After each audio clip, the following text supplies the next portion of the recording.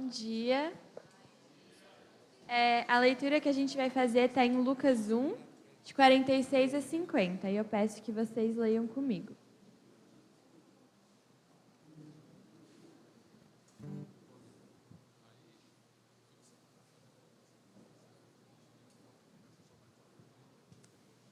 Então disse Maria: a minha alma engrandece ao Senhor, e o meu espírito se alegrou em Deus, meu Salvador, porque contemplou na humildade da sua serva. Pois desde agora todas as gerações me considerarão bem-aventurada, porque o Poderoso me fez grandes coisas. Santo é o seu nome. A sua misericórdia vai de geração em geração sobre os que o temem. Bom, nesses versículos a gente pode ver o quanto Maria se sentiu abençoada e agraciada por Deus por ter sido escolhida para dar à luz a Jesus. Ela não se vê com superioridade, mas ela reconhece a tremenda graça de Deus com ela, que não merecia essa bênção, mas Ele concedeu a ela. E ela diz que essas futuras gerações vão vê-la como bem-aventurada por tamanha graça de Deus com ela. Então, que como Maria, a gente possa exaltar a Deus com temor e humildade todos os dias, reconhecendo o quão misericordioso Ele foi por ter enviado o seu Filho para morrer na cruz por nós. É isso. É passar para o louvor agora. Bom dia, irmãos. Graça e paz, amém? Se coloque de pé neste momento, em nome de Jesus. Louvamos a Deus por essa rica e linda oportunidade que Ele nos concede nesta manhã, onde iremos aprender mais da palavra, cantaremos, entoaremos louvores e exaltação ao nome do Senhor. Amém? Amém, amém, gente? Amém. O pessoal acordou aí já domingo? Já sim ou já não? Acordamos? Sim, né? Tomamos um café maravilhoso. Apesar que as irmãs da cozinha estão judiando da gente, né? A gente não consegue comer só um pedaço assim, né? A gente tem que comer sim, né? Tá uma maravilha, né? A gente não quer um pedacinho só assim de bolo, a gente quer, né?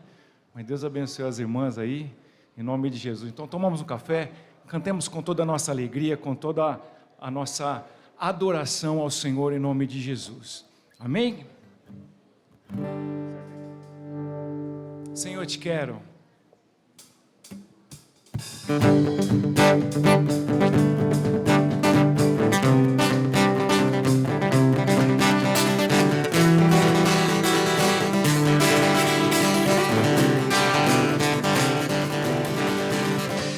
Eu te busco, te procuro, ó Deus, no silêncio do está. Eu te busco, toda hora espero em ti, revela-te a mim, conhecer-te eu quero mais. Senhor, te quero ouvir tua voz. Senhor, te quero mais. Quero tocar-te, tua face eu quero ver. Senhor, te quero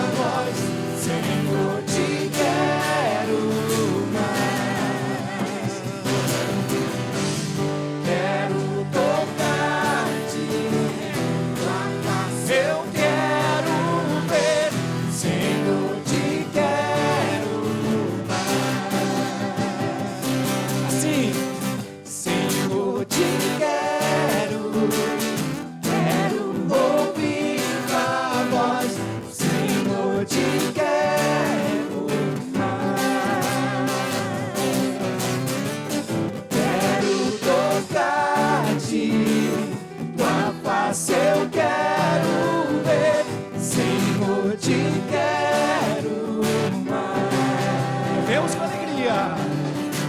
Senhor, te quero ouvir tua voz. Senhor, te quero mais. Quero tocar-te, tua face eu quero ver. Senhor, te quero mais. A última vez. Senhor, te quero ouvir tua voz. Senhor, te quero mais. Quero tocar-te, tua face eu quero ver. Senhor, te quero mais. Senhor, te quero mais. Senhor, te quero mais. Louvado seja o nome do Senhor. Amém, igreja?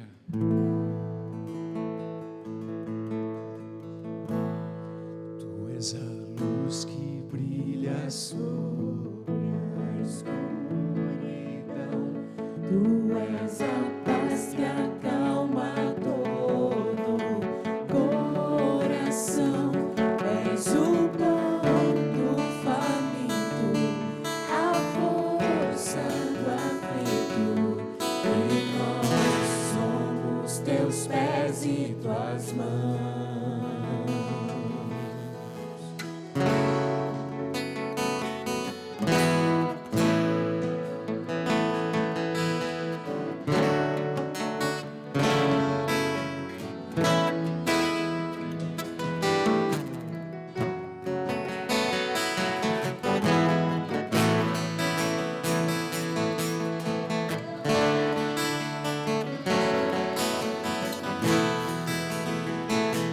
Somos teu povo, a tua igreja.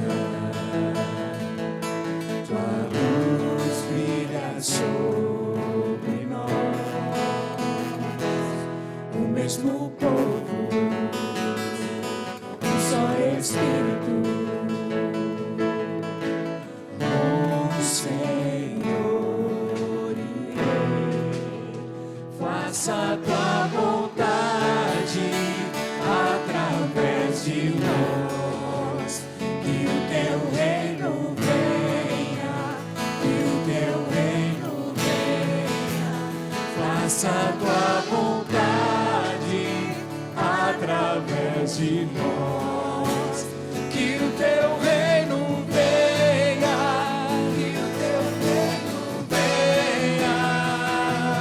Tu és a luz que brilha sobre a escuridão. Tu és a paz que acalma todo coração. És o pão do faminto, a força do aflito. E nós somos teus pés e tuas mãos.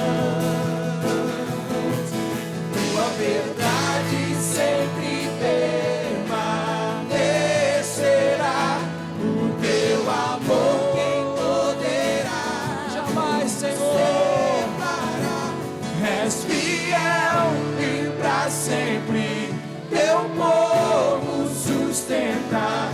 E então o mundo inteiro verá o poder do grande Rei.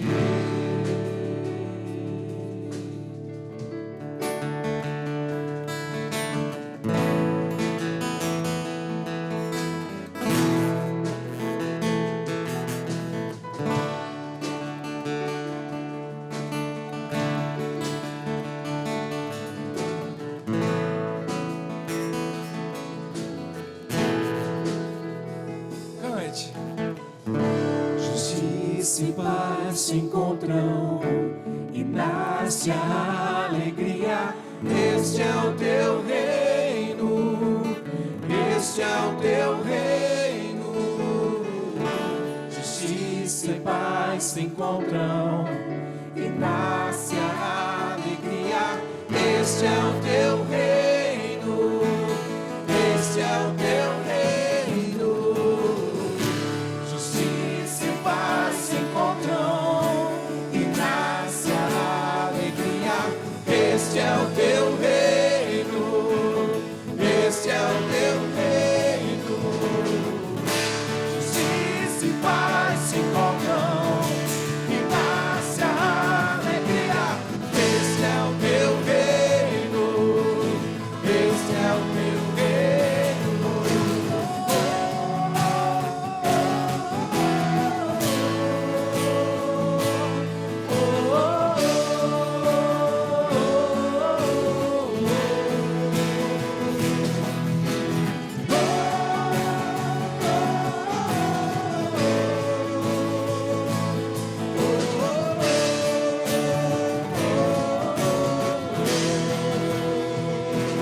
Tu és a luz que brilha sobre a escuridão.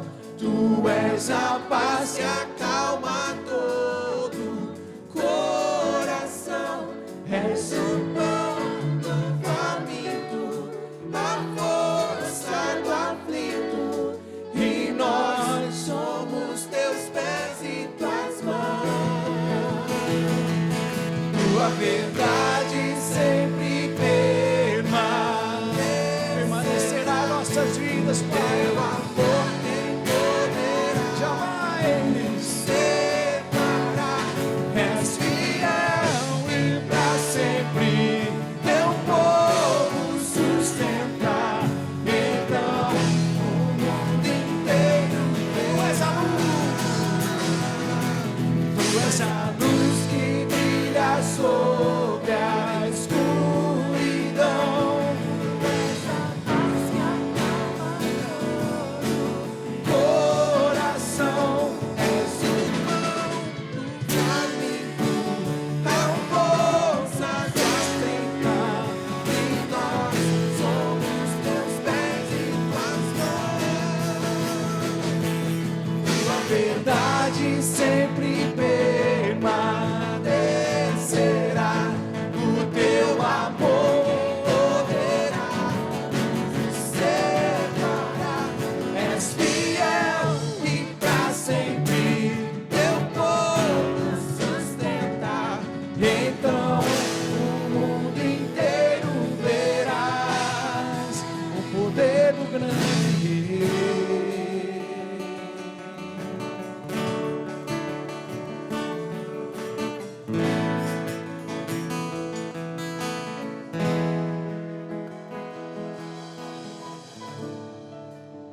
Pai, a tua glória é excelsa, o teu nome é excelso, e a alegria da nossa vida é prestar culto, prestar a nossa vida ao Senhor.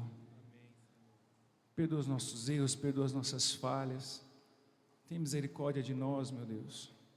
E aqui reunidos como corpo, como igreja, como povo de Deus, numa só voz, levantarmos essa voz para adorar ao Senhor, dizendo que só o Senhor é Deus, só o Senhor é o Rei das nossas vidas, és o Senhor dessa nação, és o Senhor do universo, tudo está debaixo das suas mãos, Pai. E nessa alegria, continuamos a louvar ao Senhor, sabendo que só o Senhor vive para sempre. Amém. És o eterno, porque Ele vive, o Senhor vive eternamente. Oh Deus, ser exaltado, ser magnificado, ser engrandecido ao Senhor dos exércitos, o grande eu sou. Amém. Nós te louvamos para a tua glória, Pai. Convido você a cantar conosco essa última canção nessa manhã. Com tudo que você tem em exaltação verdadeira ao Rei dos Reis. Há um ano atrás, nós estávamos chegando na igreja e nós entramos por aquela porta, nesse mesmo retiro, até conversei com o Elias ontem à noite.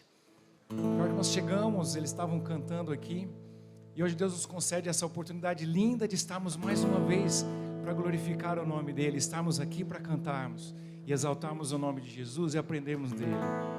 Então, com toda a tua força, quando você entrou por essas portas aqui, com todo o seu amor, você glorifica ao Rei dos Reis, ao Senhor dos Senhores. E você canta assim, ó. Porque Ele vive, posso crer no amanhã, porque Ele vive, temor não há, mas eu bem sei que a minha vida está nas mãos do meu Jesus, que vive está. Deus enviou seu Filho amado para morrer em meu lugar, na cruz sofrer por meus pecados, mas o sepulcro vazio está. Por que, igreja? Porque Ele vive, porque Ele vive, posso crer no amanhã, porque Ele vive, temor não há, mas eu bem sei que a minha vida está nas mãos do meu Jesus, que vive está. E quando enfim chegar a hora em que a morte enfrentarei, sem medo então. Faremos o que, igreja? Verei vitória, Deus da glória. Verei na glória o meu Jesus, que vive está. Porque Ele vive, posso crer no amanhã, porque Ele vive, temor não há, mas eu bem sei que a minha vida está nas mãos do meu Jesus, que vive está. Porque Ele vive, posso crer no amanhã, porque Ele vive, temor não há, mas eu bem sei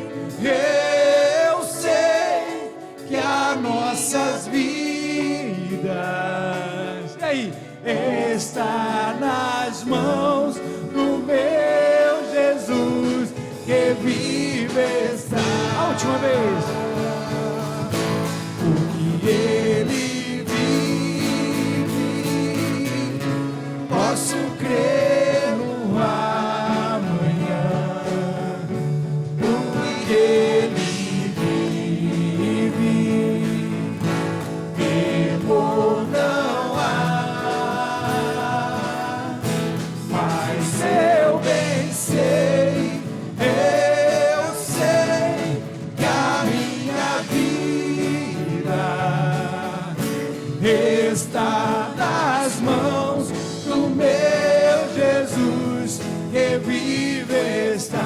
está nas mãos, está nas mãos do meu Jesus, que vive, está nas mãos, está nas mãos do meu Jesus, que vive está.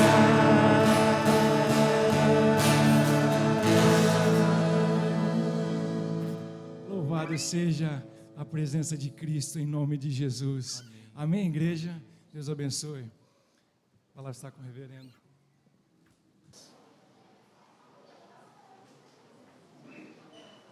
Ok, vamos iniciar o nosso estudo dessa manhã.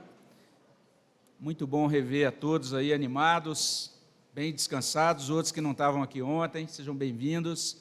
Nós estamos estudando desde ontem esse tema da escatologia fundamental. Ontem a gente abriu esses estudos, essa série de estudos, falando sobre o quanto o tema da escatologia é um tema que interessa o ser humano de modo geral, né? Até mostramos aqui demonstrações aí na literatura, especialmente nos roteiros aí de filmes, de séries, o quanto que esse tema sempre é mencionado, aparece o tempo todo. Mostramos que isso acontece porque Deus, Ele nos configurou para buscá-lo, Ele nos concede na sua palavra a revelação sobre nossa origem e também sobre o nosso destino, e o modo como a gente compreende origem e destino configura a nossa vida atual, né? O modo como a gente se enxerga, o sentido que damos para a nossa vida, o propósito da nossa vida.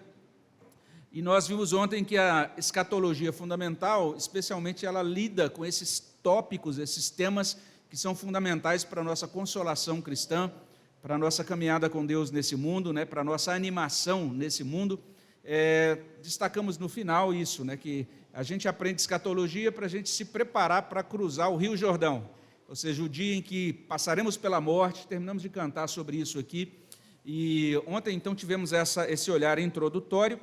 Hoje nós vamos olhar agora para esse segundo subtema aqui, né? Origem, natureza e destino da alma. E nós vamos então fazer uma oração e em seguida vamos prosseguir. Então vamos orar mais uma vez, vamos pedir a bênção de Deus sobre nós. Vamos também nessa ocasião pedir a bênção de Deus para as crianças. Aqui tem 3 mãos levantadas. Coca grátis? Não. Agora, depois do estudo, Luz. Você estava ali do lado já, assim, nossa, que gentileza. Então vamos lá, queremos chamar as crianças aqui, vamos orar, pedir a bênção de Deus, para que Deus abençoe as crianças.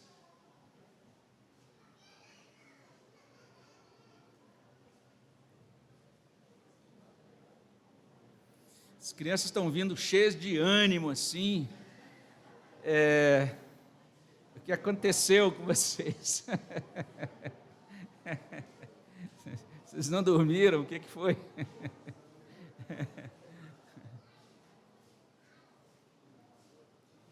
Joia. Vamos orar então? Senhor, obrigado a Deus pela manhã, pela vida, pela bênção agora das crianças aqui, podendo participar de um momento de edificação delas. Abençoa também a nós que estaremos aqui neste estudo, fala aos nossos corações.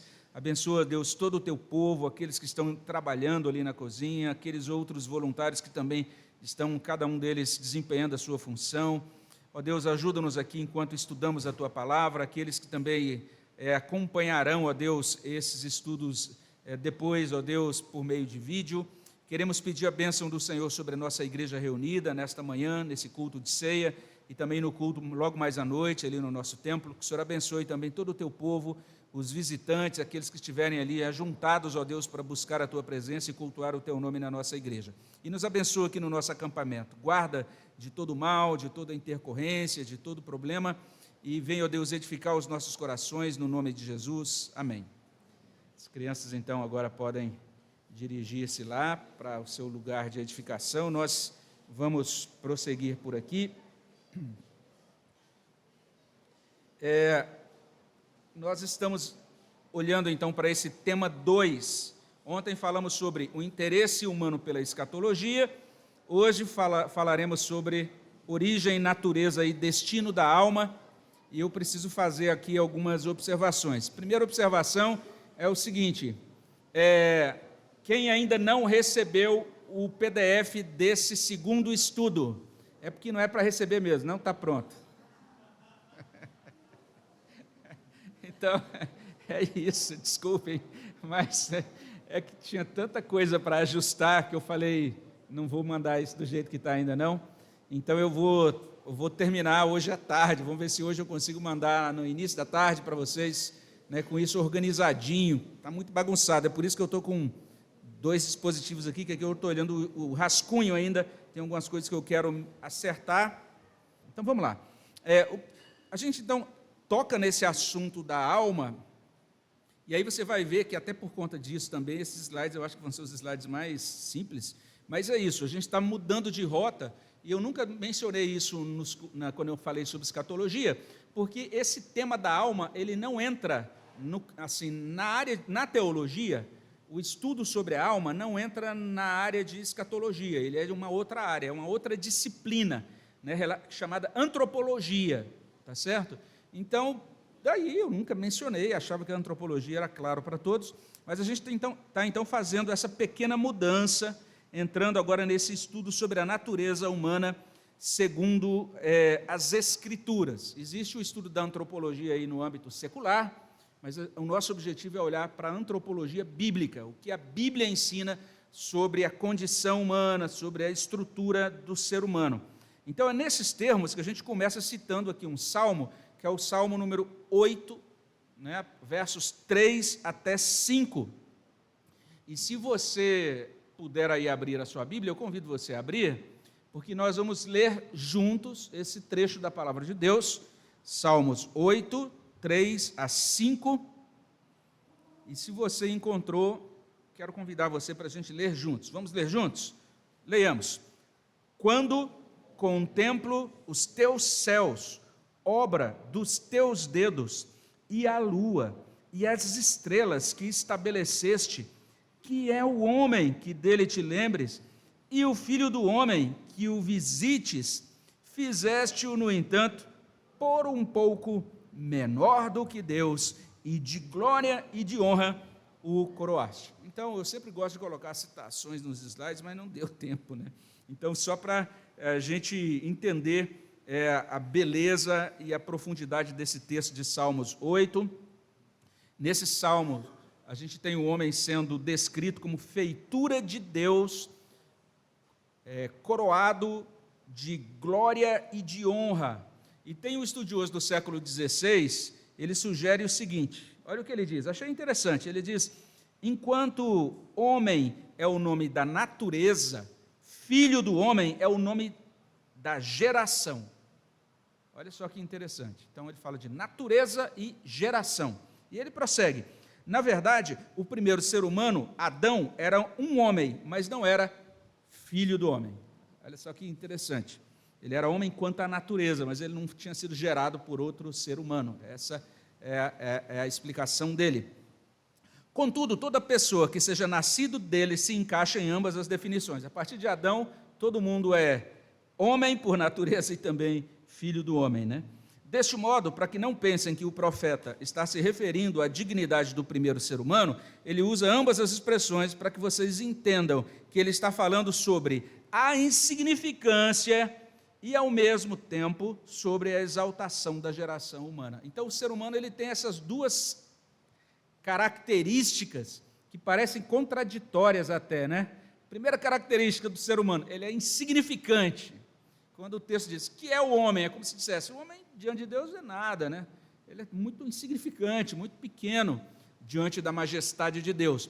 Mas, ao mesmo tempo que a Bíblia vai dizer que o homem é insignificante, a Bíblia vai dizer que o homem é exaltado, porque a Bíblia diz que ele foi coroado de glória e de honra, feito por um pouco menor que os anjos. Olha só que interessante.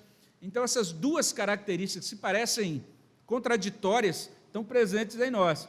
É por isso que tem dia que você acorda se sentindo insignificante, e tem dia que você se acorda se sentindo maravilhoso. Nossa, como eu estou bonito, né? As duas coisas acontecem, estão dentro de nós. E isso tem a ver com a nossa constituição, o modo como Deus nos fez. E essas duas coisas estão presentes na nossa existência, no nosso ser, na verdade. E é interessante que a Bíblia inicia dessa maneira. Se você compra uma Bíblia né? Se é a primeira vez que você está aí, vai ler uma Bíblia, você vai achar interessante, você vai comprá-la, quando abrir o primeiro livro, já começa com o ato criador de Deus. Deus criando. Deus como o grande criador de todas as coisas. E é nesse sentido, então, que a teologia vai afirmar isso, que os seres humanos são basicamente criaturas de Deus. Parece uma declaração banal, mas não é. Significa que a fé judaico-cristã é totalmente diferente das concepções de outras religiões, principalmente das religiões orientais. Porque olha só o que diz, o que significa isso, a implicação disso. Não somos emanações emergentes do próprio ser de Deus. Se você vai, por exemplo, frequentar uma religião oriental, aí eles vão dizer para você, você é divino, você é uma centelha da divindade, porque para eles a divindade não é um ser pessoal, a divindade é impessoal. E em muitas dessas religiões orientais, inclusive, eles vão descrever a divindade como se fosse uma energia, né? E aí é aquela coisa impessoal, e você é parte dessa energia, você também é Deus. Então, a ideia de que Deus é tudo, tudo é Deus, você vai encontrar algumas concepções que são bem diferentes do Deus trino das Sagradas Escrituras. Então, na verdade, nós não somos emanações de Deus, nós somos uma parte da ordem criada total. Então, nós fazemos parte dessa ordem criada de Deus, e nesse sentido, nós somos inteiramente distintos de Deus, separados dele, no sentido de que, do ponto de vista da ontologia, da ordem do ser, Deus está acima de nós, nós estamos abaixo dele. Nós não somos da mesma categoria dele, em termos ontológicos. Isso faz muita diferença, gente, porque, já viu o nosso hinário? O nosso hinário começa com hinos falando sobre exaltação a Deus como Criador, hinos que falam sobre a criação, Deus louvado pela criação, e a gente acha, puxa, por quê? Se você vai em outras igrejas que não têm uma liturgia organizada, ou uma estrutura, vamos dizer assim, de adoração organizada, você vai ver que a maioria dos cânticos tem a ver o seguinte: o que eu posso obter de Deus agora e como Deus me ama, mais ou menos assim, né? Então você vai e participa daqueles momentos de louvor, e naquela hora é como se fosse injetado na tua veia, viessem duas cânulas assim, do Espírito Santo injetando autoestima em você, até que termina aquele momento de louvor, você está com o cabelo arrepiado, nossa, como eu sou poderoso e Deus me ama, etc. É uma concepção errada de adoração. A adoração começa em você entender, Deus é Criador, Todo-Poderoso, Supremo, Santo, e diante dele eu sou esse insignificante, esse pobre pecador salvo pela graça. Essa concepção é importante demais, não é? E ele vai dizer aqui o seguinte ainda, esse mesmo autor, ele diz, além disso, não apenas o relato de Gênesis vai dizer que nós não somos emanações, mas o relato de Gênesis também vai dizer que a raça humana não evoluiu como um produto de um processo independente de seleção e desenvolvimento natural. Então, essa questão é bastante grave, bastante importante quando a gente pensa em compreender o que a Bíblia diz sobre a nossa, quem somos e a nossa condição. Então, a antropologia bíblica vai exigir isso, da gente compreender-se como criaturas de Deus, né? Nós somos criados por Ele. Então, a Bíblia realmente descreve essa criação como uma criação especial e também direta de Deus. Então, quando a gente começa a pensar no tema da alma, a primeira coisa que a gente faz é pensar em Deus como Criador, entender que Deus nos criou. Então é isso, o primeiro aspecto é esse, e daí a gente vai falar então sobre a origem da alma. Puxa, você vê que o slide só tem mesmo os pontinhos mesmo, né? Mas vamos entender então o que a Bíblia traz para a gente sobre origem da alma. Primeira coisa que a gente tem que dizer é o seguinte: alma, estudo da alma, vamos dizer assim, é tentar compreender a alma. Antigamente, essa era uma tarefa dos religiosos e dos filósofos.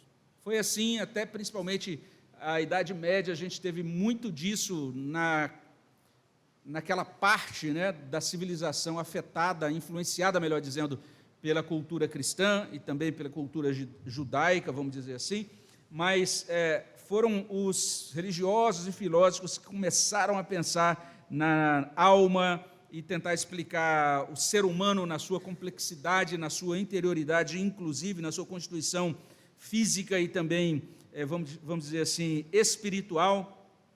E com o passar do tempo, principalmente a partir do iluminismo, cada vez mais, né, esse estudo sobre a alma, inclusive os cuidados da alma, foram modificando de agentes dentro da história. Vou tentar entender isso melhor. É interessante, se você olhar, por exemplo, até século XVII, sabe que os pastores eles tinham vários títulos que desapareceram ao longo da história. Tá? Por exemplo, um título que desapareceu ao longo da história é ministro da palavra de Deus.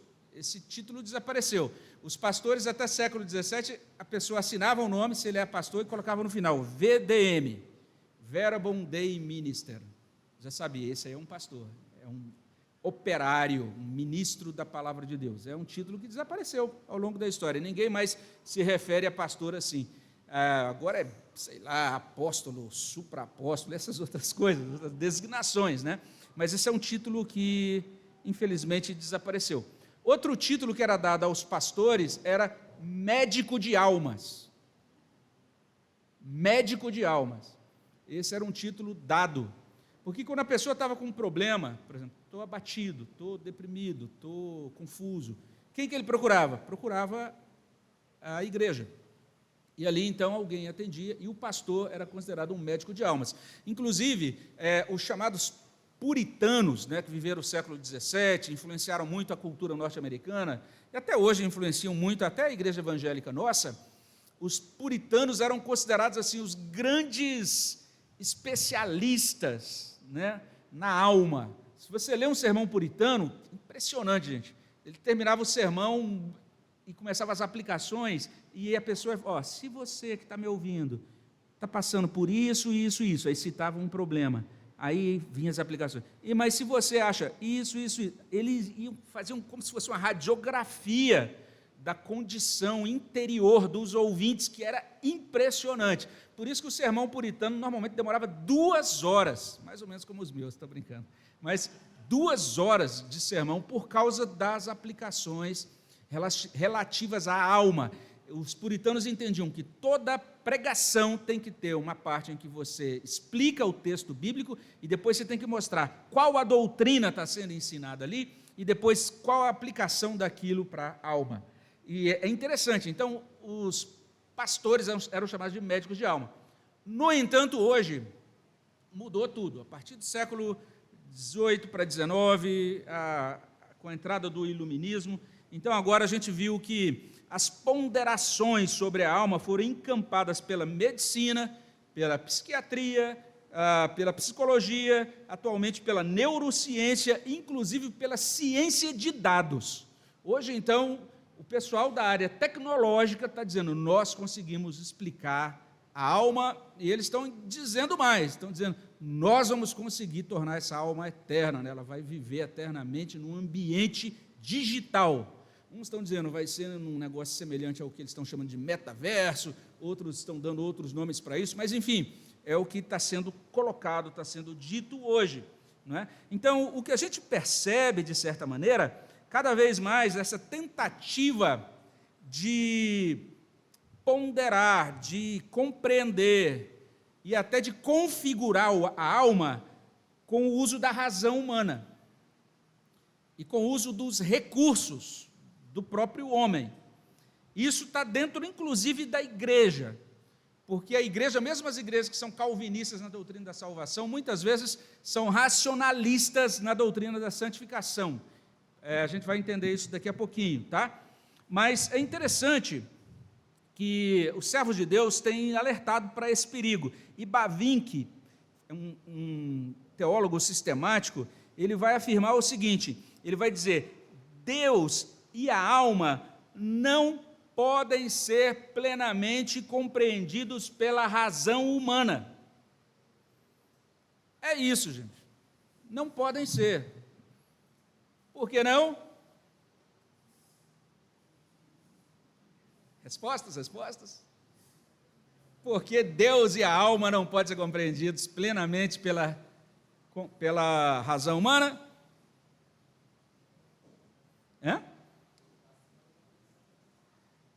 Porque está acima da compreensão. Mas por que está acima da compreensão?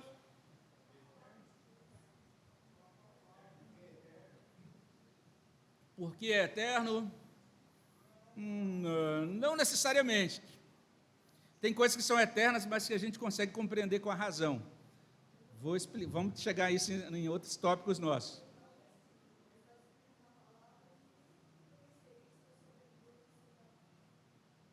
A Bíblia vai falar que tem coisas que realmente pertencem a Deus, são, né, as coisas ocultas, né, ou misteriosas pertencem a Ele, isso é verdade, mas tem outra coisa. Para vocês terem uma ideia, a resposta é muito óbvia, mas é isso, a gente vive lidando com coisas óbvias, né, o tempo todo, e a gente pensa que essas coisas são bobinhas, mas elas nos ajudam a compreender, elas nos apontam coisas complexas. Deus e a alma não podem ser explicados plenamente pela razão humana, porque a gente está tratando de seres pessoais, só isso. Só isso. O ser pessoal é complexo. Você diz assim: compreendo plenamente minha namorada, estou certo de que casarei. Vai lá, casa, se anime, mas você vai depois perceber que quando você convive com o ser humano, todo casal vai perceber isso. Quando um cônjuge está começando a compreender o outro, aí o outro muda. Aí entra na outra fase da vida, na meia-idade, na outra fase. Nossa, agora tem essa nova coisa para administrar. Aí você vai tentar entender. Agora consegui entender. Aí muda de fase de novo. Ai, meu Deus. Aí os filhos saem de casa, tudo muda. E o tempo todo você vai tentando compreender o outro ser que está junto de você. Tem coisas que você vai dizer assim: conheço plenamente essa pessoa, mas tem coisas que você nunca vai conhecer plenamente. E se você for honesto, olha Salmo 19, a gente falou sobre isso há 3 edições do acampamento no final, atrás. Salmo 19 tem um trecho, uma oração no final dizendo: Senhor, me perdoa das faltas que me são ocultas. Tem coisas que eu fiz, que eu pequei, que nem eu sei.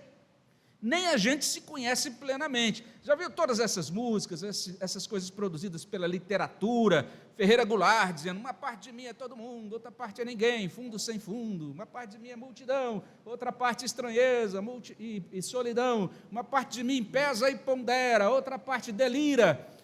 É um ser humano percebendo a complexidade dele. Ele não consegue se entender. Diga, Jazão.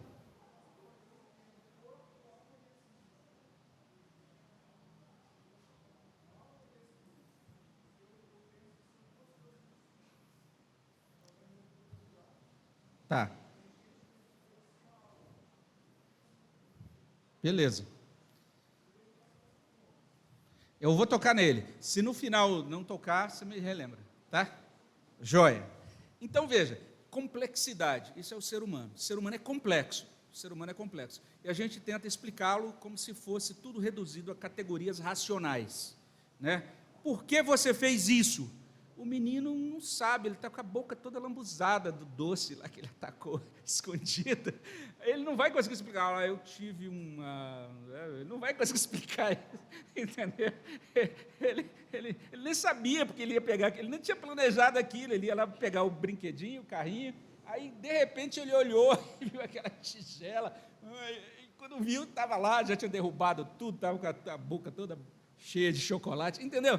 Como que ele explica racionalmente? Você vai querer que ele explique racionalmente, ele não vai conseguir explicar racionalmente essas coisas. Meu bem, porque você não lavou a louça? O seu marido vai ficar trêmulo assim, mas ele não vai conseguir dar uma explicação. Seja mais gentil. Vamos lá. Então, vamos seguir, né? Olha só o que a gente pode dizer a partir daí. Bavinck vai dizer o seguinte, ele vai dizer que a teologia reformada não abraçou a doutrina do chamado Deus abscôndito de Lutero, mas o que acontece? A teologia reformada insistiu que Deus ultrapassa infinitamente nosso entendimento, nossa imaginação e nossa linguagem. Então veja que a própria linguagem, ela ajuda, mas ela nunca é exaustiva, ela nunca é suficiente para descrever totalmente uma coisa. Que coisa interessante isso. E ele vai colocar o seguinte: Quando a consciência da incompreensibilidade divina da tradição reformada diminuiu, filósofos, especialmente Kant, reafirmaram essa incompreensibilidade. Então, segundo Kant, aí, explicado por Bavinck, existem 3 ideias que são transcendentes. Olha só que chocante hoje para as pessoas. A alma, o mundo e Deus. Nenhuma dessas coisas pode ser completamente explicada pela ciência. É o que disse, é o que defendeu Kant. Não podem ser demonstradas objetivamente, podem ser apenas postuladas como as condições necessárias para o conhecimento. O fato de que elas são conhecidas pela razão prática não aumenta nosso conhecimento real no sentido científico. Então a gente sabe que tem uma alma, mas você não vai conseguir produzir uma prova num laboratório científico de que a alma existe, entende isso? E isso é assim na vida. Tem uma série de coisas que a gente tem, vamos dizer assim, isso que é colocado aqui, né? A gente tem a experiência, né? Aquilo que é conhecido pela razão prática, mas isso ainda não significa que a gente consiga explicar aquilo cientificamente ou objetivamente. Essa é a realidade. E aqui, veja só, a gente tem ouvido falar hoje muito sobre inteligência artificial, é ou não é? A inteligência artificial é uma das palavras mais encontradas hoje, chamada IA. Eu achei aqui interessante, porque olha só, isso aqui é um trecho que eu tirei aqui de um... eu busquei agora aqui no celular, aqui no meu site, eu achei bem interessante o que essa pessoa diz. Isso que eu vou falar aqui, quem menciona é um indivíduo chamado Jaron Lanier. O Jaron Lanier, eu não sei se é assim que pronuncia, mas é assim que eu vou pronunciar por aqui, ele é o pai da realidade virtual. Então, uma pessoa do Vale do Silício, uma pessoa da área de computação, uma pessoa da área de tecnologia. Então, é o pai da realidade virtual, tá? Esse indivíduo escreveu um livro intitulado 10 argumentos para você desligar agora as suas redes sociais. Ele escreveu um livro sobre isso, o pai da realidade virtual. E ele, então, diz uma coisa aqui. Ele está falando, então, ele está dizendo basicamente o seguinte, em um capítulo desse livro. Ele diz, olha, todo mundo está falando hoje sobre inteligência artificial, e os programadores estão dizendo, nossa, estou programando aqui um aplicativo de inteligência artificial, usando o chamado aprendizado de máquina, etc, etc, etc. Mas olha o que o Jaron Lanier diz, gente. Ele diz assim, atualmente, quem é da área de medicina, Jaron Lanier está por detrás de muitos desses implementos de cirurgia com dispositivos digitais à distância e tudo mais. Ele está trabalhando atualmente nessa área. Então, não é um indivíduo obscurantista, nem um indivíduo que fala, sou contra tecnologia, nada disso. Mas olha o que ele diz. Ele diz assim, atualmente não temos uma descrição científica de um pensamento ou uma conversa. Não existe nenhuma descrição científica de o que é um pensamento, o que é uma conversa. Não tem. A gente tem a experiência de conversar, mas a gente não tem descrição científica disso. E ele diz, não sabemos como as ideias são representadas no cérebro. Ou seja, a gente está dizendo que vai criar inteligência artificial, mas a gente não sabe nem como o nosso cérebro funciona, a gente não tem conhecimento exaustivo disso. Então é isso que Bavinck falou lá atrás.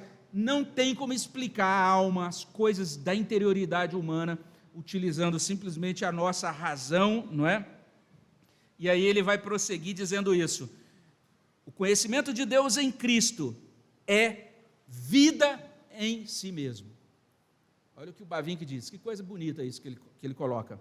E ele diz, por essa razão Agostinho desejou nada conhecer senão Deus em si mesmo. Porque a fala, tem um diálogo famoso de Agostinho, que ele está conversando com a razão dele, né? E tem um momento dessa fala que é assim, desejo conhecer a Deus e a alma.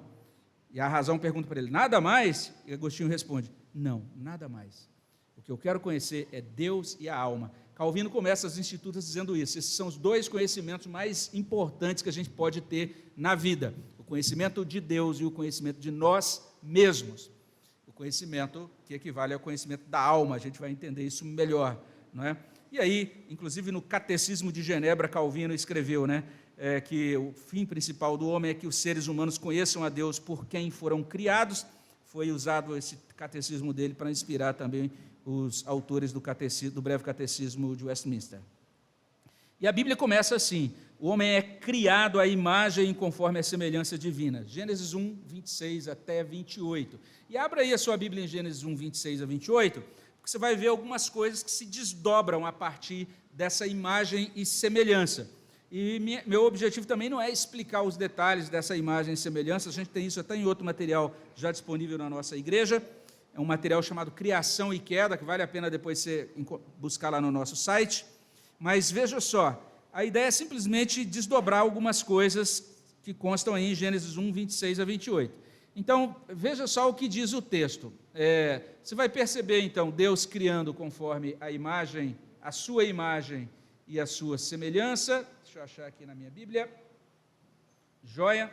E aí você vai perceber o seguinte, façamos o homem à nossa imagem, conforme a nossa semelhança, e perceba, logo depois dessa afirmação, criados conforme a imagem e semelhança, tenha ele domínio. Então você já tem um mandato de domínio. O homem agora vai ser o gestor da criação, ele vai ter domínio sobre a criação.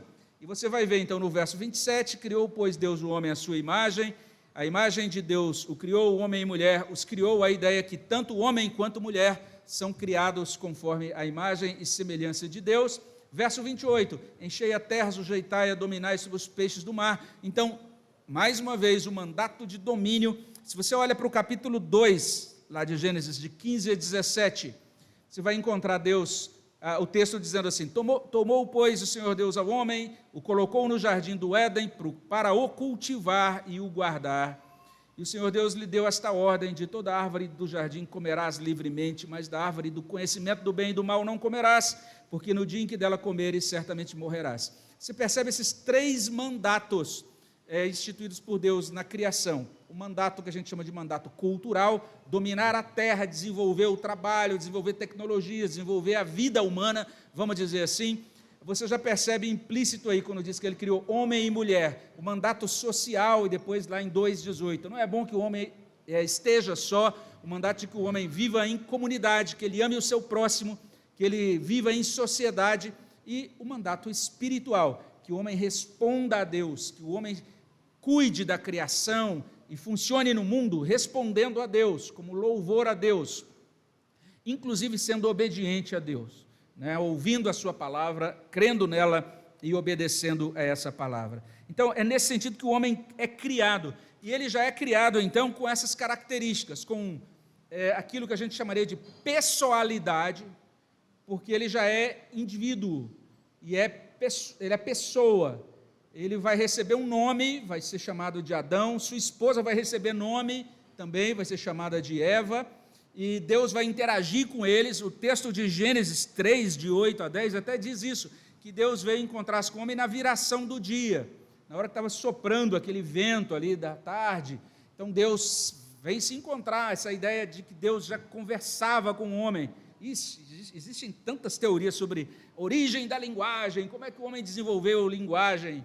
E aí Gênesis vai dizer, Deus já criou o homem falando e falante, E ele já falou e se comunicava com o seu Criador, se comunicava com o seu próximo. É assim que é o relato de Gênesis. E nesse sentido, então, veja só, se a gente olha um pouco mais adiante, Gênesis 2, agora, um pouco mais adiante no verso 7, você vai encontrar o seguinte: formou o Senhor Deus ao homem do pó da terra, ele soprou nas narinas o fôlego de vida, e o homem passou a ser alma vivente. Então, essa é a expressão de 2:7.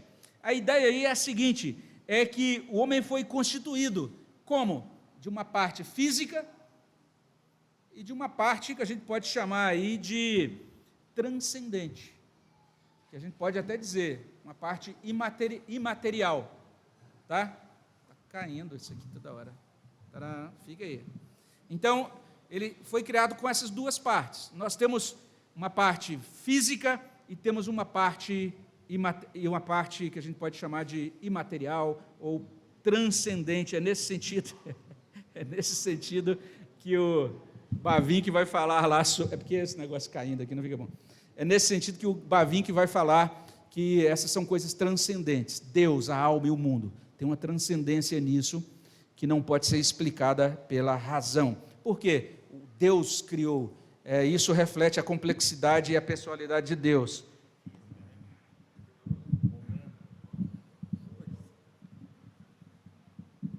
Aqui tem que colocar mais. Agora resolveu, gente? Foi o Thor, hein?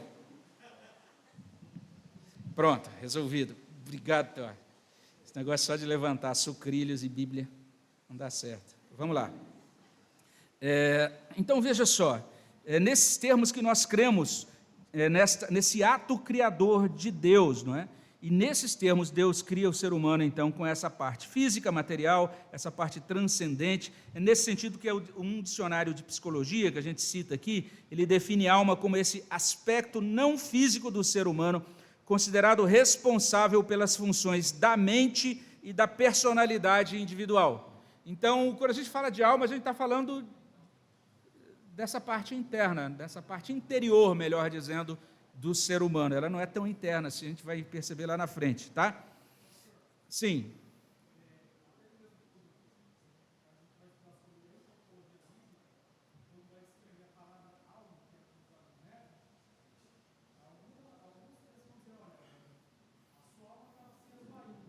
A gente vai falar sobre isso aí. Segura aí, Francisco. A gente vai mencionar isso daqui a pouquinho. A gente vai mencionar a riqueza dessa palavra, a quantidade de nuances diferentes que existem na palavra alma. Obrigado. Então, isso que o Francisco falou é muito importante, a gente vai entender isso melhor. Por enquanto, eu estou na criação da alma, depois a gente vai falar em natureza, etc., mas criação. Entenda que dentro da fé cristã, ao longo da história, existem 3 maneiras de compreender a origem da alma, 3 formas. Então, você vai, de repente, ler um livro antigo, ou vai consultar um autor, vai perceber que ele começa a falar sobre alma e vai explicar de uma maneira, então é bom que você já cheque, esse cara aí é pré-existencialista, ou então ele é traducionista, ou ele é criacionista. Então, você pode ser pré-existencialista, ou pode ser traducionista, ou pode ser criacionista. O que é o pré-existencialismo, né? Basicamente, o pré-existencialismo, ele crê na pré-existência da alma. Essa doutrina ganhou força, vamos dizer assim, ali no século II, né? Tem uma figura chamada Orígenes, que defendeu essa ideia até o século III. O próprio Agostinho teve uma época que ele acreditou assim. O que é essa ideia? A alma sempre existiu, desde a eternidade passada. Essa é a ideia.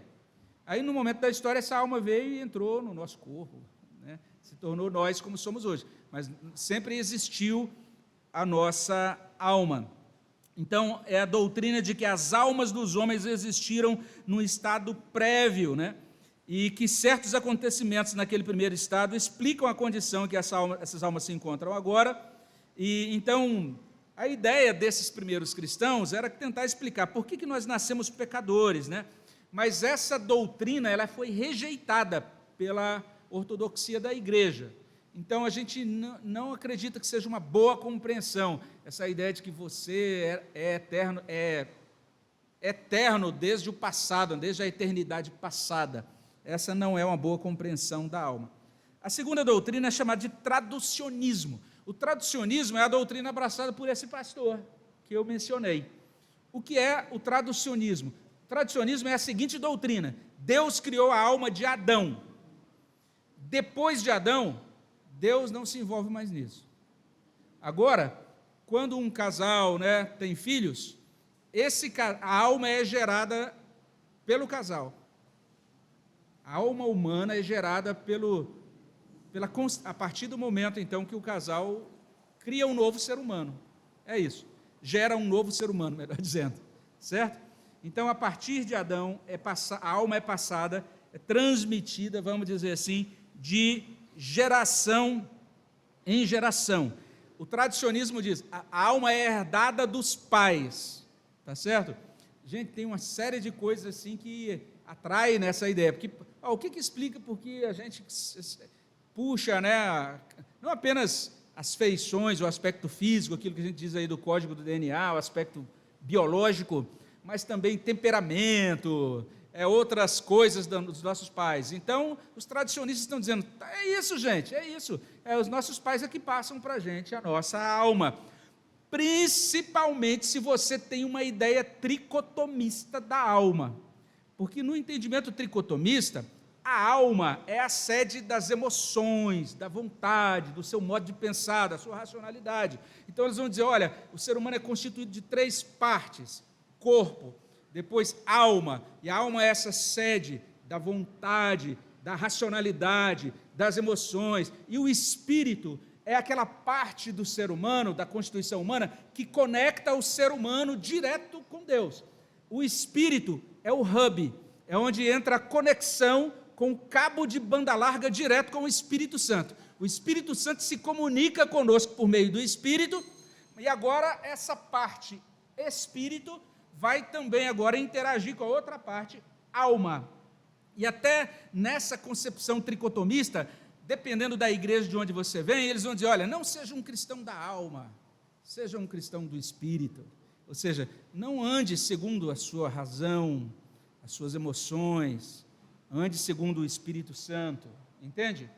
E aí, olha, eu estou tendo algo que o Espírito Santo está trabalhando em mim, separadamente das minhas emoções e da minha razão, entende isso? Por que essa pessoa estava aqui? Aí fala, rapaz, qual é a base bíblica disso? Não, o Espírito me tomou, e o Espírito quando me toma, não depende das minhas razões, nem das minhas emoções, eu não posso dizer, não, porque é algo que está lá, banda larga direto, e agora a alma é separada do espírito, entende? O Watchman Nee, o criador da chamada igreja local, ele defendia muito isso, né? Tem uma obra dele em 3 volumes chamada O Homem Espiritual, que defende muito isso, é a base, vamos dizer, da antropológica da igreja local, que a gente tem uma grande igreja deles aqui em Rio Preto, tá? Um estudioso chamado John Darby, no século XVIII para XIX, que influenciou muito ligado ali a Cyrus Scofield, que criou a Bíblia de Estudos Scofield, os pais do chamado dispensacionalismo, que são muito abraçadas pelas igrejas arminianas, pentecostais, neopentecostais. A maioria dessas igrejas abraçou essa doutrina tricotomista, tá certo? A ideia de um espírito separado, como se fossem compartimentos herméticos, estanques. Como na sua geladeira você coloca lá uma vasilhinha para uma coisa, outra para aquilo, tudo fechadinho, lacradinho, e aquelas coisas não se comunicam diretamente umas com as outras, né? Puxa, eu quero colocar um piqui aqui na geladeira junto com outro negócio, para o cheiro desse negócio não passar para lá, então como se fossem compartimentos herméticos. Sim, Jason.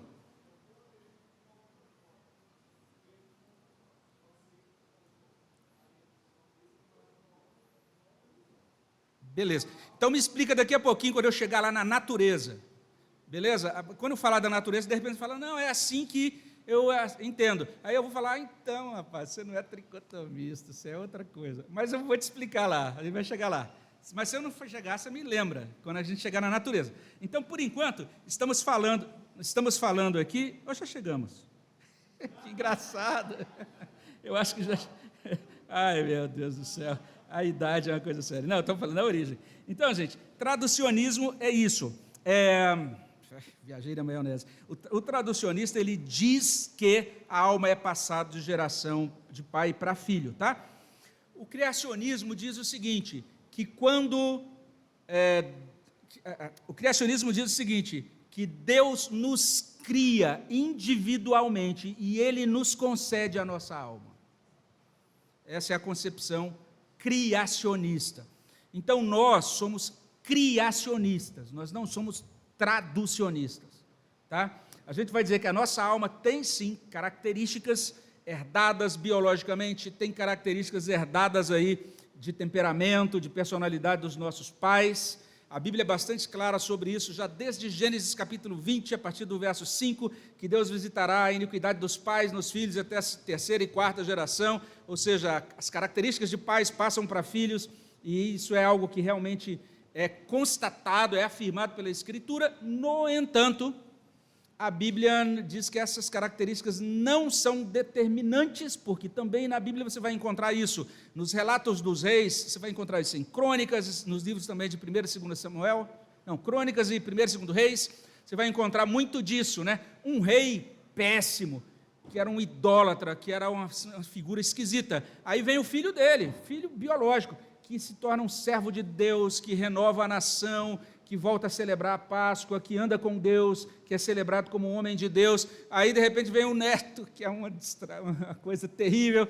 Ou seja, o que determina realmente, o que pode alterar toda essa configuração genética de criação é a sua crença em Deus, nos termos do Evangelho, e você agora viver guiado por Deus, conforme Ele orienta na sua palavra, na dependência do Espírito Santo. Então, isso é bastante importante que a gente tenha guardado em nós. É por isso que a gente diz, que a gente crê que Deus cria a alma, e Ele cria cada uma.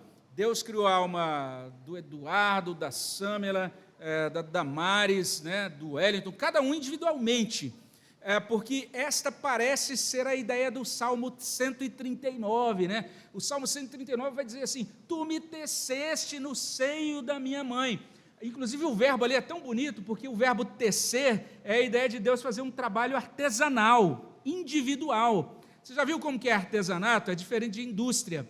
Na indústria você tem aquela chamada linha de produção, em que todos os produtos saem iguaizinhos. O artesanato não. Se você compra, por exemplo, brincos feitos por um artesã, vai ver que o direito fica um pouquinho diferente do esquerdo. E ela vai dizer, tem esses aqui da pedra, sei lá, vermelha. Aí tem lá, ela faz vários daqueles modelos do brinco da pedra vermelha, mas eles não são absolutamente iguais, porque é nesse sentido que Deus nos teceu. Ele nos fez com características distintas, únicas, de tal maneira que Moisés não é igual a Paulo, né? Que João vai ser diferente de Maria, cada um vai ser único. Você pode ter vários filhos, você vai perceber que cada um tem coisas que são semelhantes, mas cada um parece que é um ser humano. Você fala, de onde veio essa figura aí? De onde ele tirou isso? Né? Cada um deles tem aquele filho que você vai ter que dizer assim, meu filho, acredita em você mesmo, vai em frente. E tem aquele outro filho que você vai ter que dizer, calma menino, não seja orgulhoso, você não pode todas as coisas não, você tem que ser mais humilde, você não pode fazer, está pensando que você pode tudo? Então são dois filhos, você tem que dar instruções diferentes, porque são seres distintos, cada alma é distinta, Deus configurou, e aí Ele coloca cada alma num momento da história, num contexto, num lugar, e cada um vai fazer o seu papel naquele momento da história, algo que só aquela pessoa pode fazer. José fez uma obra no Egito que só ele podia fazer, ele estava configurado para aquilo ali. Moisés, só ele podia ser o promulgador, né, vamos dizer assim, o guia do povo, inclusive ali na promulgação daquele monte de leis para o povo, ele foi configurado, foi talhado para isso. Deus criou Pedro com uma determinada configuração e criou Paulo com outra, e cada um deles criado de forma distinta por Deus. Essa é a convicção criacionista. Até aqui tudo bem? Beleza, então vamos seguir. Então, a partir daqui, agora sim a gente entra em natureza da alma. Então, o que significa quando a gente fala sobre natureza?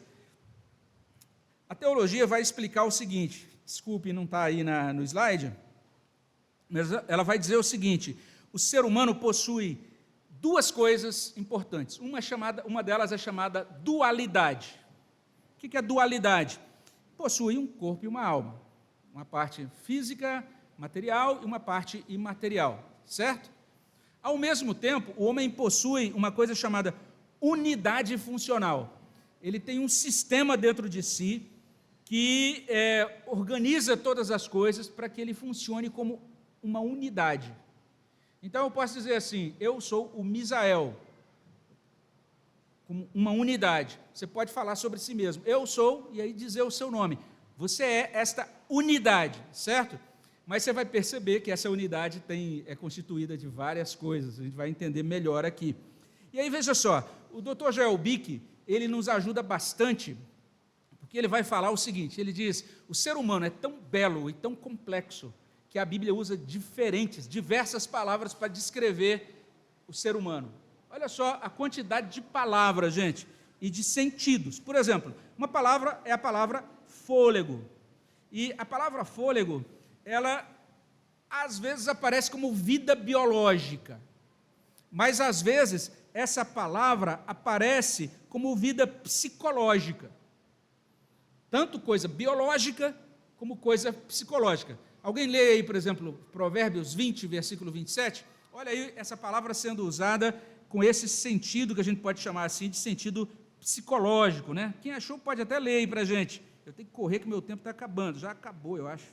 Tem que correr aqui para fechar.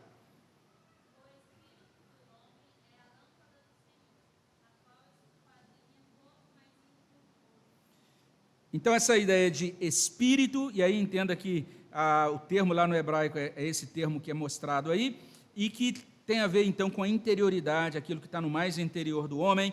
A gente tem a palavra alma, que é a palavra nefesh, como foi citada agora há pouquinho aqui pelo Francisco. Olha só, alma, tem tantos significados diferentes. Às vezes, a palavra alma significa a vida animal, às vezes significa os sentimentos internos. Então, olha só, Levítico 21, 11, olha que esquisito é esse texto, olha o que diz lá, Levítico 21, 11, e quem achou pode ler para a gente, outro já pode abrir aí em Êxodo 21, 23, tá? Mas Levítico 21, 11, por enquanto.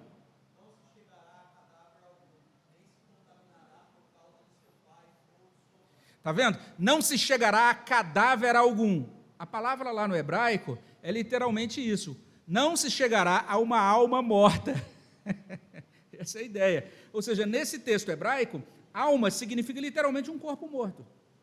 É isso. Então, às vezes, a alma significa simplesmente isso, né? Um corpo morto, às vezes, é chamado de alma. Além disso, Êxodo 21, 23, alguém pode ler para a gente? Então, se houver morte, então darás vida por vida. A palavra traduzida como vida, aí aparece duas vezes, é a palavra alma. Então, se dará alma por alma. Está falando de quê? Da vida biológica. Se houver morte, então vai pagar também com morte. Então, a alma, às vezes, é usada com esse sentido de vida, inclusive biológica, da vida humana. Inclusive, ela é conectada ao sangue, lá no Antigo Testamento. Deuteronômio 12, 23, traz aquela proibição de comer alimento com sangue, e diz assim, porque o sangue é a vida. Onde você lê esses textos do Antigo Testamento dizendo que o sangue é a vida, lá no original está dizendo, o sangue é a nefesh, o sangue é a alma, tá certo? Então, esse sentido, vamos dizer assim, de vida, inclusive biológica, de vida física. Tanto é que, biblicamente, matar alguém significa matar a alma. Leia aí, Levítico 24, 17. Olha o que consta lá. Levítico 24, 17. Quem achou pode ler. Então, olha que legal. Lá no original está assim, quem matar uma alma será morto. É assim que está lá no original hebraico. Então, é a ideia de vida mesmo, de um ser humano inteiro. Matar alguém, um ser humano. Então, um ser humano é chamado de uma alma. Eu acho isso tão legal, porque de vez em quando eu ouço algumas pessoas da área, principalmente aí de evangelização, missões, que dizem assim, olha, a gente não pode ficar nesse negócio de dizer, vamos ganhar almas. O melhor é dizer, vamos ganhar pessoas. Essa pessoa não entendeu que na Bíblia, a palavra alma se refere a pessoas. Então, matar alguém, matar uma alma, matar uma pessoa. Essa é a ideia bíblica. E a gente vai encontrar também, e aí tem outros textos, você vai conferir na sua apostila, mas a alma também é o sujeito dos apetites físicos. Por exemplo, olha lá Salmo 107, verso 9. Salmo 107, 9, já correndo aqui para ver se a gente passa dessa lista de palavras. Estamos na segunda ainda? Salmo 107, 9. É porque aqui a gente vai olhar mais textos bíblicos, as outras eu serei mais rápido. 107, 9. Alguém leia? Então, a alma sentindo fome, né, sentindo sede. Então, a ideia dos apetites físicos mesmo. É nesse sentido que até os animais têm alma, porque os animais têm apetites físicos, têm necessidades físicas. E olha só Provérbios 12, 10. Olha o que diz lá. Quem achou pode ler.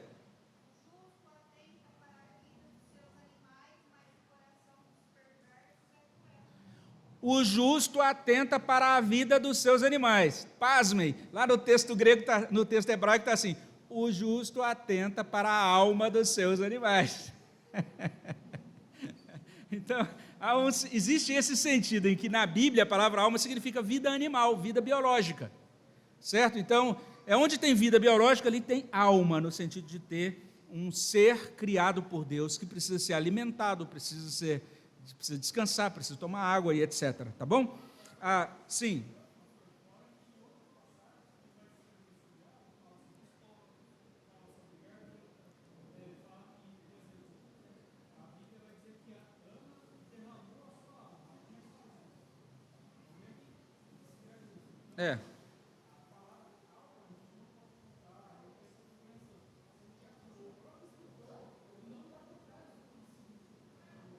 Muitas vezes você vai depender do contexto, né? Aí veja só, além disso, a gente vai perceber que essa chamada preocupação com o que comer e vestir é uma ansiedade pela alma. Mateus 6, 25, né? Não andeis ansiosos pela vossa vida.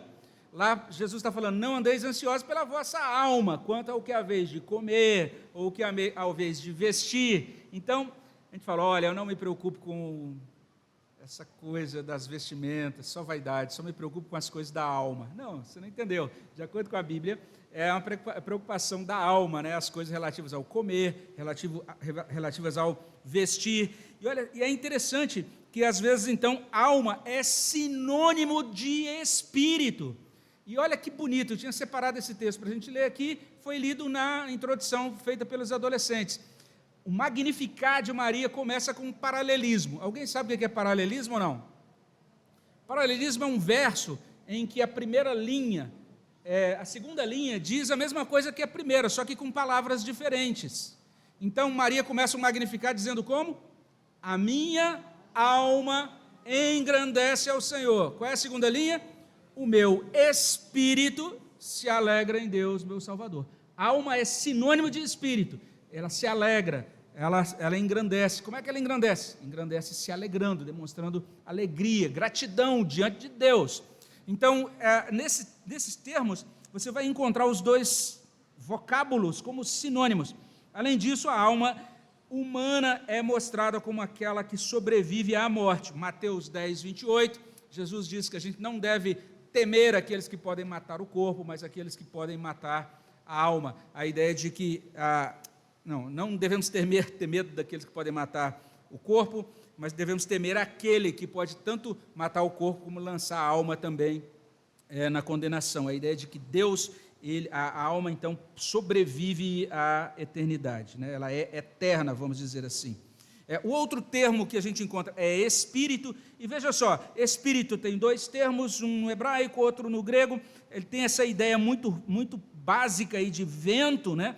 Espírito Santo, a palavra vai ser, no Antigo Testamento vai ser ruá, e no grego vai ser, no Novo Testamento vai ser pneuma também, significando literalmente esse vento de Deus, né?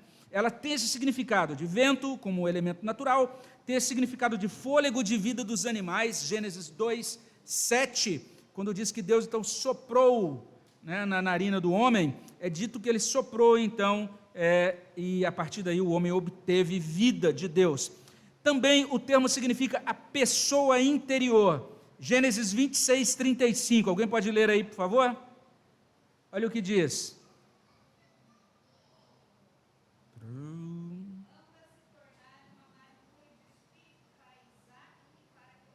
Então, a amargura de espírito, ou seja, o ser interior, por dentro ficou chateado com aquela situação, tá certo?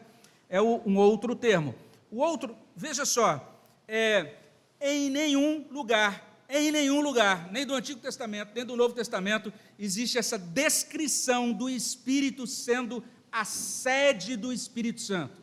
Você tem uma parte no seu ser que o Espírito Santo mora lá. A Bíblia não diz que o Espírito Santo mora no nosso espírito. A Bíblia diz que o Espírito Santo vive onde? Em nós, gente. vai falar que vive no nosso coração e etc., mas a ideia é que o Espírito Santo habita em nós, e significa que ele habita a nossa inteireza. A gente vai entender isso melhor lá na frente. Sim, Israel.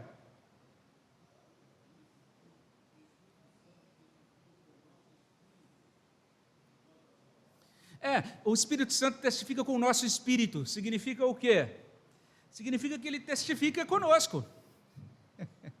O Espírito Santo testifica com o Israel, testifica com o Misael, testifica com o Francisco, testifica conosco. Ele fala no nosso interior. Ele diz, você é meu filho. É isso que significa. Não significa que tem um órgão dentro de mim que é distinto de mim, entendeu? É engraçado isso, né? A gente vai perceber algo bem interessante no final. Vamos chegar lá no final para tentar entender isso. Sim, Israel.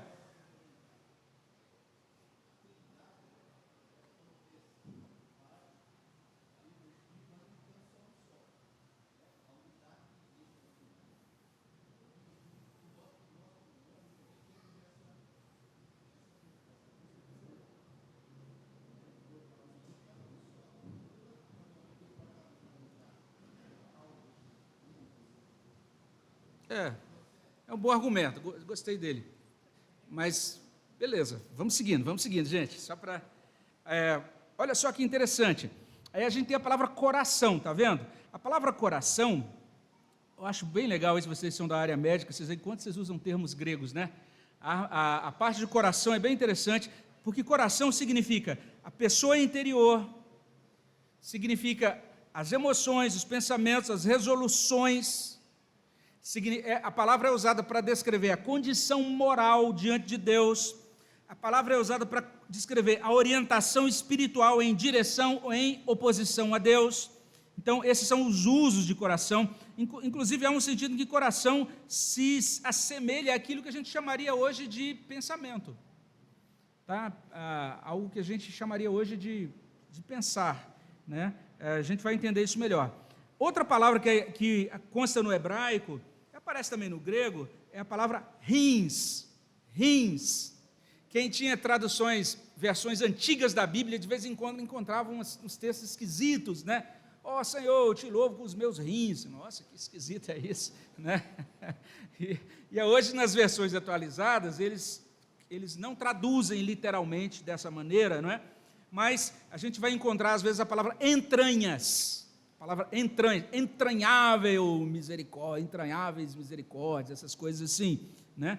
E a gente encontra todas essas manifestações ou aparecimentos dessa palavra indicando os pensamentos íntimos, os sentimentos, as disposições morais, e nesse sentido é uma palavra que no hebraico é usada como sinônimo de coração.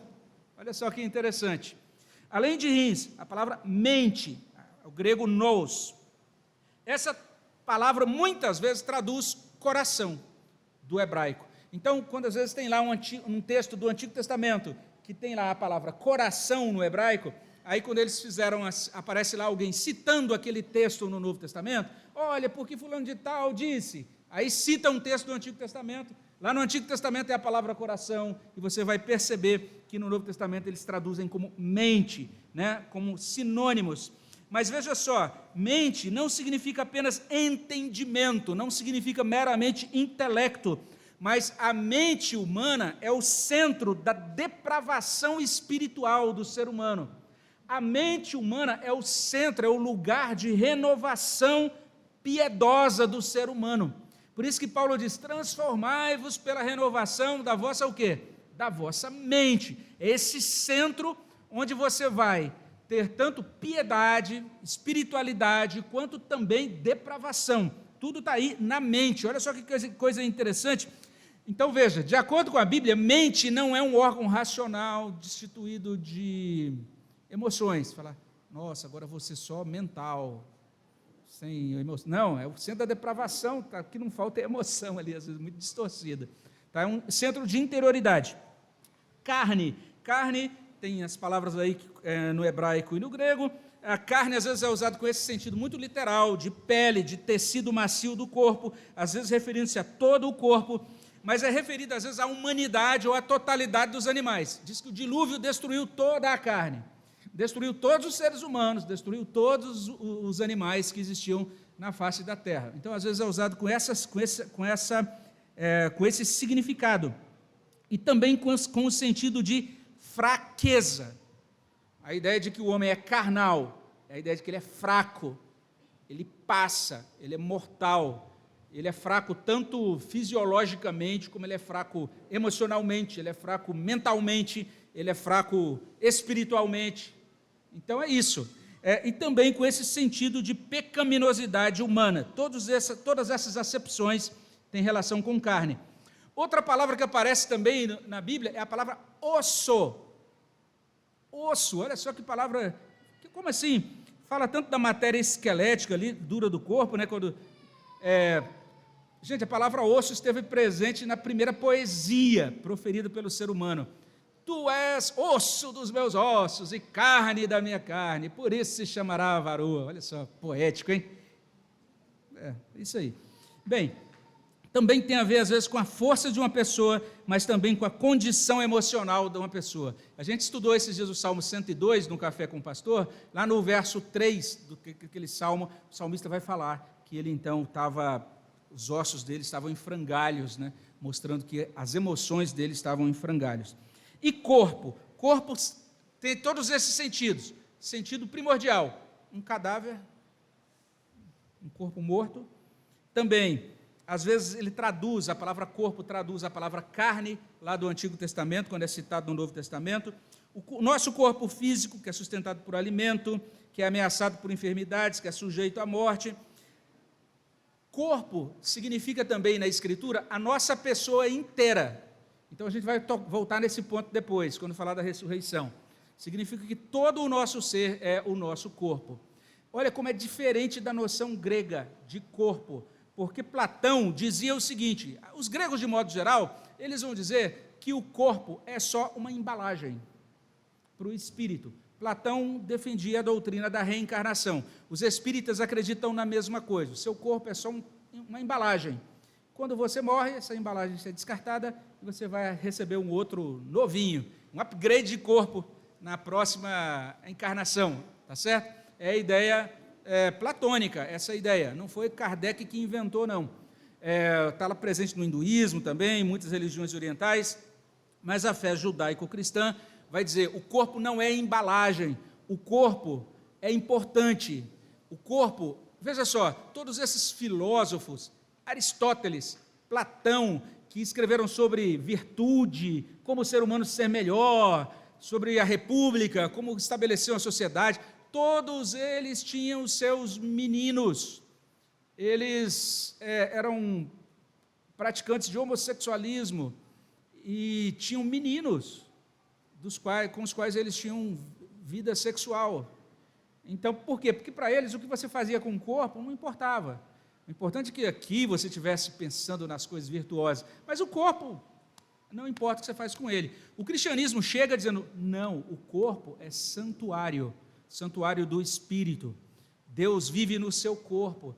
Outra coisa, o corpo é tão importante que você vai precisar desse corpo quando Cristo consumar o reino. Você vai ressuscitar no seu corpo. Está ouvindo? No seu. Então é isso aí, comece a olhar para você no espelho diferente. Olha que legal, esse meu corpo aqui vai ressuscitar. Mas será esse corpo, mas também não será. Eu vou explicar isso quando a gente falar sobre ressurreição. Vamos lá. Só seguindo. Então veja só, gente, com isso a gente pode falar, veja só, o nosso tema é alma, não é isso? Então, com isso a gente pode dizer o seguinte, não apenas a gente pode dizer que nós temos uma alma, mas a gente pode dizer que nós somos uma alma. Entende isso? Entendeu? Biblicamente, você pode dizer isso. Por que a Bíblia usa esse monte de palavras diferentes só para explicar o que é o ser humano? O que vocês acham? Porque o ser humano é complexo, gente. É isso. Então, se você acha que nossa, essa pessoa é difícil, é complexa, é isso mesmo, você entendeu, você está lidando com o ser humano. Se você tivesse comprado um bicho de pelúcia, não teria essa trabalheira toda. Mas agora você decidiu, né? O ser humano tem complexidade. É assim que é, né? Então, veja só, nesses termos, é que eu vejo que o tricotomismo, ele é infantil, porque ele explica o ser humano como se fosse possível explicar de forma muito simples. Você é constituído de 3 partes, pronto, ponto final. O que a Bíblia está fazendo é usando um recurso para tentar nos ajudar a compreender aspectos da nossa estrutura. E esse recurso é principalmente o recurso da linguagem. E ela está usando figuras e vocábulos diferentes para tentar mostrar nuances, aspectos diferenciados do nosso ser.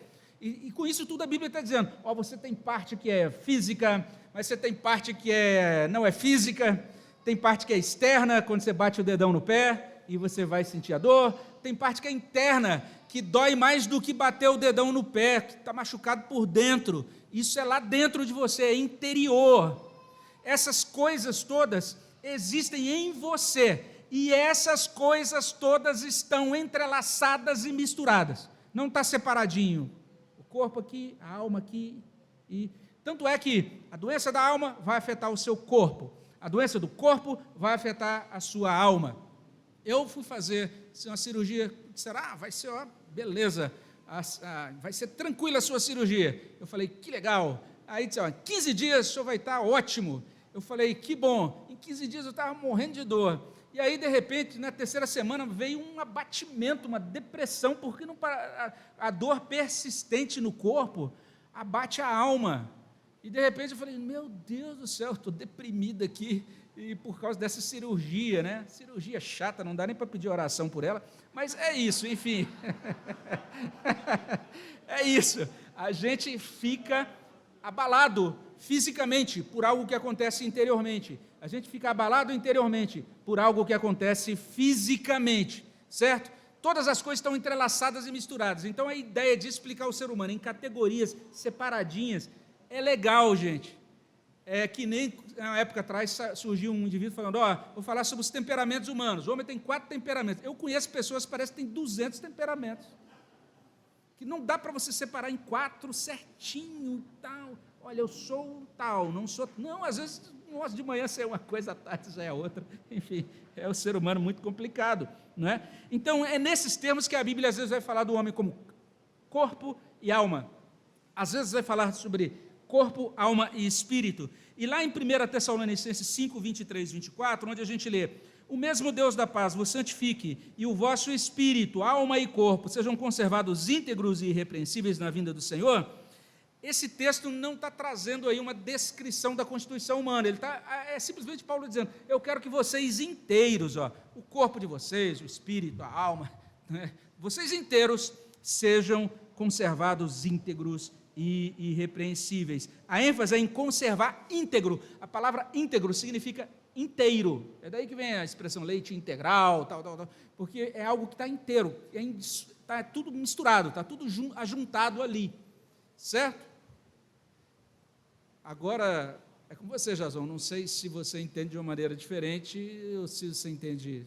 Quer explicar? Tudo bem? Quer falar?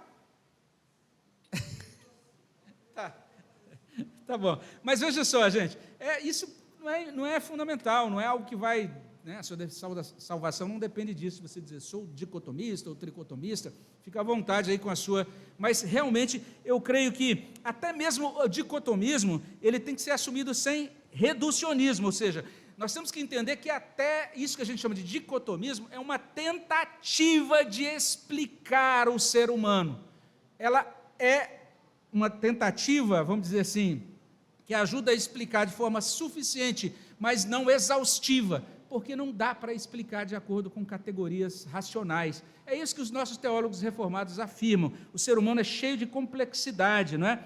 E aí o Bick vai falar inclusive isso, ele diz, quando eu olho para todas essas palavras, às vezes os termos se justapõem, por exemplo, termos como alma e espírito podem se referir à vida física, palavras como osso, entranhas, podem se referir a qualidades mentais e psicológicas. Essas coisas todas estão entrelaçadas no vocabulário bíblico. Tudo bem até aqui? Então, isso é o que significa a natureza da alma. A alma é esse aspecto que a gente pode chamar assim de interior, ou transcendente, ou imaterial. É o que faz você saber que você é você, entende? E isso, todo mundo está tentando explicar. Vai num congresso de psicologia, houve 5 palestras, nenhum dos palestrantes combina com o outro. Então, cada um está defendendo a teoria, está todo mundo tentando entender o que é o ser humano, né? E aí, quando pensa que entendeu, aparece outra categoria, outro problema, não sei o quê, e estão sempre tentando descobrir coisas mais, surgindo cada vez novos vocábulos, novos títulos para novos comportamentos humanos, ou peculiaridades da alma, e por aí vai. Tudo bem? Vamos seguir. E agora a gente está terminando mesmo. E agora, terceiro aspecto, o destino da alma, e aí é isso, simples demais. Eclesiastes 12, 6 a 8. Abra lá. E aqui a gente já finaliza. A parte mais extensa foi a segunda parte, que tem um monte de palavra bíblica, né? Mas, destino da alma, Eclesiastes 12, 6 a 8. E a gente vai olhar esse texto, nós vamos olhar para outros textos sobre esse tema do destino da alma hoje à noite. E olha o que diz Eclesiastes 12, de 6 a 8. Diz assim: antes que se rompa o fio de prata, e se despedace o copo de ouro, e se quebre o cântaro junto à fonte, e se desfaça a roda junto ao poço, e o pó volte à terra como era, e o espírito volte a Deus que o deu. Vaidade de vaidade, diz o pregador, tudo é vaidade. Ele termina com essa expressão, citando essa fala, né, que é repetida dentro do livro: vaidade de vaidade, tudo é vaidade. A palavra vaidade aqui em Eclesiastes significa fugacidade, né? Isso é passageiro, tudo passa, tudo é fugaz, né? Tudo passa como um vento. Na verdade, ele está usando um nome próprio aí, né, quando ele diz a palavra vaidade, tá? Por incrível que pareça, ele está falando Abel, Abel, tudo é Abel. É o mesmo nome que aparece lá do filho de Adão e Eva, que é morto pelo irmão, né? E exatamente porque ele morreu rapidinho, novo ainda, agora tudo então é assim, tudo também é como ele, passa muito rápido. Eu li Eclesiastes antes e entendi a vaidade como, então não pode usar brinco, né? Os homens não podem usar fivelão de vaqueira, né? E depois que eu fui verificar que está falando vaidade, significa algo que passa, a vida toda passa, e esse trecho vai falar sobre isso. Ele começa falando da mocidade, termina falando do velho, do idoso, e fala desse rompimento do fio de prata, ou seja, o momento da morte. E aí se despedace o copo de ouro, se quebra o cântaro junto à fonte, uma linguagem muito bela, muito poética, se desfaça a roda junto ao poço, está falando da morte. E aí no verso 7, o pó volte à terra como era, e o que acontece com o espírito? Volta a Deus. E aí você vai ver que aqui nesse momento específico ele vai usar a palavra espírito, tá? Está falando da alma, né? É nesse sentido que eu estou dizendo que tudo isso está falando de aquilo que é imaterial, transcendente. Isso foi criado por Deus e vai voltar para Deus no momento em que se romper o fio de prata, né? Em que a gente fechar os nossos olhos aqui.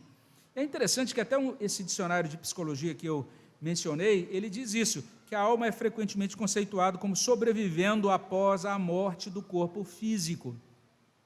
E o Justo Gonzalez, um estudioso aí que tem um bom dicionário de teologia, ele diz: quanto ao destino final da alma, a maior parte da tradição cristã sustenta que a alma pode viver sem corpo.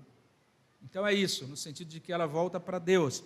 Mas veja só, diz também que quando a alma está destacada do seu corpo, vamos dizer assim, o ser humano deixa de ser completo. Então vai ter que haver essa reunificação da alma com o corpo no dia da consumação. A gente vai explicar isso melhor no estudo que vem, nos próximos 2 estudos, se Deus permitir, tá certo? Então, o que a gente tem até aqui, o que a gente viu aqui é isso. Deus é o Criador da alma, a alma possui pessoalidade, vamos dizer assim, e nesses termos, então, por conta da pessoalidade, que a gente pode dizer que a alma possui uma identidade, tá certo? só pegar uma outra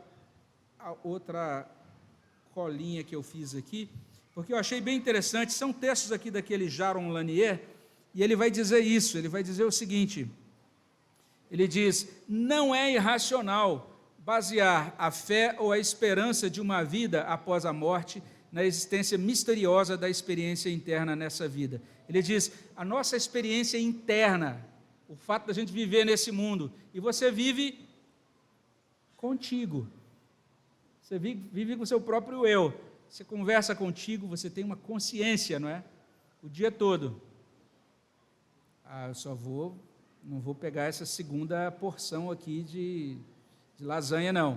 Você está falando contigo, ninguém está falando com você, né?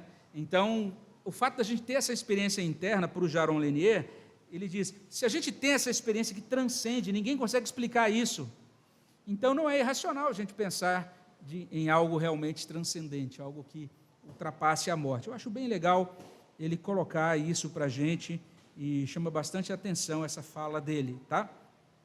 O que a gente vai perceber aqui é que, então, nós temos esse elemento transcendente. Na Escritura, às vezes a palavra corresponde a uma pessoa completa, outras vezes designa quem nós somos interiormente. Tem algumas coisas que são misteriosas. Por exemplo, a alma pode ser identificada com consciência, mas a alma é mais do que consciência, porque uma pessoa inconsciente também tem alma, né? Se a pessoa está em estado terminal, sei lá, está em estado de coma, está consciente ou está inconsciente? Ixi, você vai ver que aí o pessoal da área médica depois me diz se eu estou errado, mas parece que não tem muito consenso exatamente ao que está acontecendo com uma pessoa em coma, internamente. Está consciente ou não está consciente? Mas ela é uma alma. Ela não deixou de ser uma alma porque está inconsciente. Logo após a concepção, quando você já tem ali um feto. É feto que fala no início ou não? Me ajudem aí, gente. Embrião.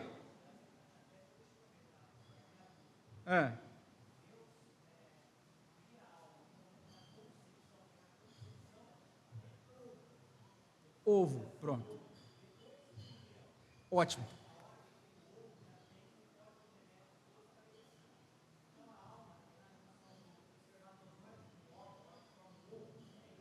Pronto. Então, o Henrique trouxe uma pergunta daquelas fáceis de responder.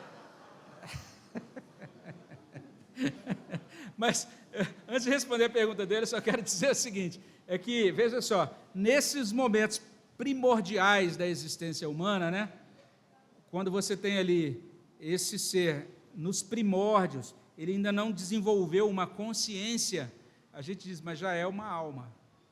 Entende isso? E agora isso, como é que eu explico esse momento exato em que Deus cria a alma, né? Então, olha, gente, existem várias hipóteses diferentes, mas a minha convicção muito simplória mesmo é que é no momento da concepção. Deus já criou vida, porque há um sentido em que, biblicamente, alma corresponde à vida, vida biológica. Então, já surgiu vida biológica, já é alma, nos termos bíblicos, pensando no vocabulário bíblico. Salmo 139, é isso aí. Salmo 139 mostra realmente Deus já constituindo o ser humano completo ali. Mas essas fases iniciais, isso gera muita controvérsia, isso que o Henrique perguntou. Existe um debate hoje, tem se você gosta de ler sobre isso, fica aí a minha recomendação para você ler a Nancy Pearcey. Ela tem um livro chamado Saving Leonardo, que a gente está trazendo aqui para o país agora, em que ela fala sobre esse debate que está acontecendo hoje. Está tendo um debate, porque tem esse pessoal dizendo, olha, é a partir de tanto tempo que a gente pode chamar humano, verdadeiramente humano. Antes disso ainda não é humano. Né? Então, se é antes disso, não tem problema você te retirar, você não está cometendo nenhum crime. Então, só depois desse momento em que você atravessa essa linha, em que esse ser se torna agora, pode ser identificado oficialmente como humano, é que seria crime tirar essa vida. E aí é isso, tem todo um debate sobre onde é que é essa linha, né? Onde é que ela é traçada. Não é tão simples assim, tá certo?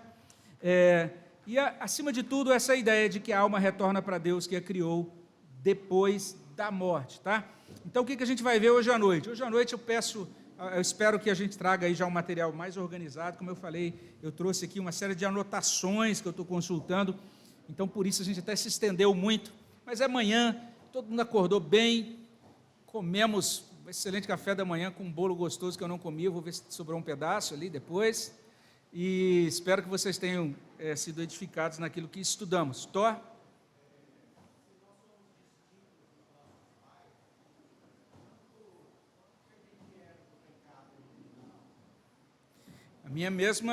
A minha convicção é a mesma, no momento que a gente surge como vida na barriga da nossa mãe, né?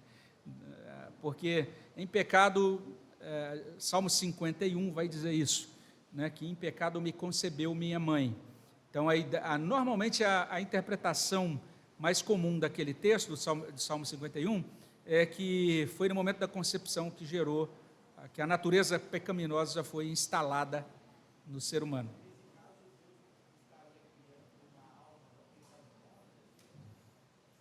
Não, essa é a grande discussão. É por conta disso que muitos abraçam o traducionismo, porque eles querem eliminar Deus da culpa de criar uma alma pecaminosa. Então, não acredito que Deus cria uma alma pecaminosa. O que a gente afirma é essas duas coisas, que Deus cria a alma e Ele não é o autor do pecado de maneira nenhuma, mas por conta do pecado existe agora essa natureza que é herdada, né, de geração por geração.